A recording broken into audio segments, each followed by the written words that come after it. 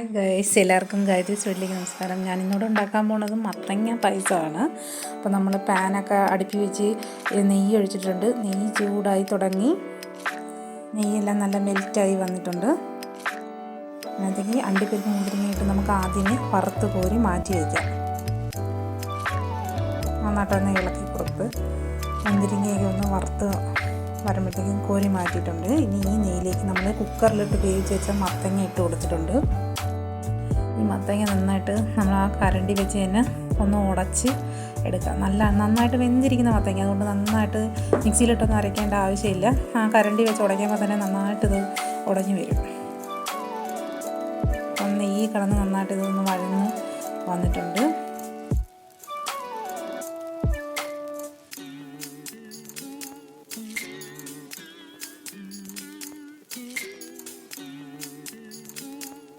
ഇനി ഇതിലേക്ക് നമുക്ക് പഞ്ചസാര ചേർത്ത് കൊടുക്കാം, മധുരത്തിന് ആവശ്യമായ.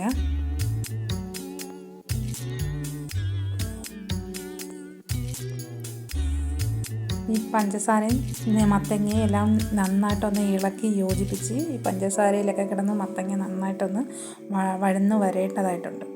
അപ്പം പഞ്ചസാരയെല്ലാം മെൽറ്റായി കഴിഞ്ഞ് നെയ്യ് കിടന്ന് നന്നായിട്ട് ഇതൊന്ന് വരണ്ട് വരുവാണ്. അപ്പോൾ നന്നായിട്ട് വരണ്ട് വന്നിട്ടുണ്ട്. അതിന് നല്ലൊരു മണമൊക്കെ വരിക. മത്തങ്ങയുടെയും നെയ്യുടെയൊക്കെ നല്ലൊരു നറുമണം വന്നിട്ടുണ്ട്. നല്ലൊരു പായസമാണ് കേട്ടോ ഈ മത്തങ്ങ പായസം. ഇനി ഇതിലേക്ക് നമുക്ക് പാലൊഴിച്ച് കൊടുക്കാം. പശുവും പാലാണ് ഒഴിച്ച് കൊടുത്തിട്ടുള്ളത്. പശുവും പാൽ ഒഴിച്ച് കൊടുത്ത് നന്നായിട്ട് ഇളക്കി യോജിപ്പിച്ചെടുക്കാം. നമുക്ക് വളരെ എളുപ്പത്തിൽ തയ്യാറാക്കാൻ പറ്റുന്നൊരു പായസമാണ്. നമ്മൾ കണി വെച്ചപ്പം കണിക്കിറ്റിനകത്തുണ്ടായിരുന്ന മത്തങ്ങയാണ്. അപ്പോൾ ആ മത്തങ്ങ വെച്ച് നമുക്കിന്നൊരു പായസം ഉണ്ടാക്കാമെന്ന് വിചാരിച്ച് നമ്മളിതിലേക്ക് ഇനി ചവ്വരി ചേർത്ത് കൊടുത്തിട്ടുണ്ട്. ചവ്വരി വേവിക്കാത്ത വെച്ചിരുന്ന കുതിർത്ത് വെച്ചിരുന്ന ചവ്വരിയാണേ. അപ്പോൾ ഈ ചവ്വരിയും ഇതിനകത്ത് കിടന്ന് നന്നായിട്ടൊന്ന് വേവണം. അപ്പോൾ കുതിർത്ത് വെച്ചിരുന്നതുകൊണ്ട് വലിയ വേവിൻ്റെ ആവശ്യമൊന്നുമില്ല. ഈ പാലൊന്ന് കുറുകി വരുന്ന സമയം കൊണ്ട് ഇത് വെന്തോളും. ഏലക്കാപ്പൊടി ചേർത്ത് കൊടുത്തിട്ടുണ്ട് നമ്മൾ.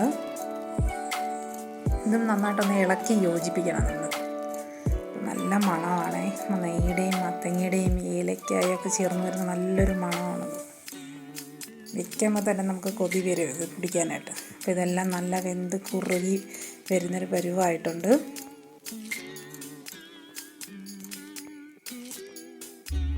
ഇനി ഇതിലേക്ക് നമുക്ക് കുറച്ച് നെയ്യ് കൂടി ചേർത്ത് കൊടുക്കാം. പായസം എല്ലാം പരുവത്തിന് നല്ല കുറുകി വന്നിട്ടുണ്ട്. ഈ നെയ്യെല്ലാം നന്നായിട്ട് ഇളക്കി യോജിപ്പിച്ച് കൊടുക്കാം നമുക്ക്.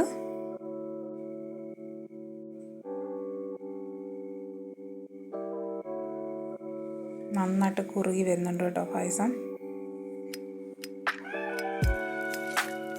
കളറൊക്കെ ഒന്ന് മാറി നല്ലൊരു ഇളം മഞ്ഞ കളർ പോലെ ആയിട്ടുണ്ട് പായസത്തിന്. മത്തങ്ങയുടെ കളർ ഇതിലേക്ക് നമ്മൾ വറുത്ത് നേരത്തെ വെച്ചിരുന്ന അണ്ടിപ്പരിപ്പ് മുന്തിരിങ്ങയും ചേർത്ത് കൊടുത്തിട്ടുണ്ട്. അപ്പം നമ്മുടെ പായസം റെഡി ആയിട്ടുണ്ട്.